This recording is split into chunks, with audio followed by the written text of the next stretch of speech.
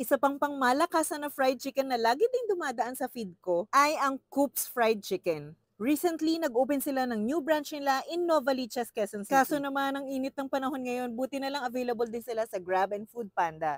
Ang ino-offer nila is delicious flavored boneless fried chicken. Buti na lang nakahiwala yung mga sauces kaya pwede ring ma-enjoy yung fried chicken nila with their delicious dips. I like their cheese dip. Hindi maalat kaya bagay na bagay sa fried chicken. They also have this garlic ranch dip. Medyo maalat lang siya for my liking. But it's good pa rin, especially pag potato wedge yung dinip mo. This is their smoky barbecue dip. Classic ranch barbecue dip yung lasa. Very rich yung lasa nito kaya baka medyo overpowering sa iba. But yung kids ko, ito yung pinaka nagustuhan. Coop's boneless fried chicken pa lang yung nakikita ko nag-o-offer ng curry masala sauce. Hindi ko na siya binuhos dun sa box of chicken kasi curry masala is not everybody's cup of tea. But my family, especially my son, loves this flavor so much. Tama lang for me yung blend ng spices and spicy siya kaya swak sa Filipino taste. This is their bestseller flavor, the truffle cream. Mild lang yung truffle flavor nito kaya hindi siya nakakaumay. Okay siya for me, I like this the most. Sarap din ng fried chicken nila, bukod sa boneless, it's juicy and tender tapos yung breading is may lasa na. Kaya ma-enjoy nyo na siya on its own. Masarap yung potato wedges sa lahat ng dips na in-order namin. We also have side dishes pantanggal ng umay sa mga fried dishes. Masarap yung timple nila sa dressing ng coleslaw, balanse yung flavor. Ang sarap nitong garlic butter ng corn and carrots, pwedeng ibuhos sa rice. Kayo ba guys, mahilig din ba kayo sa mga flavored fried chicken?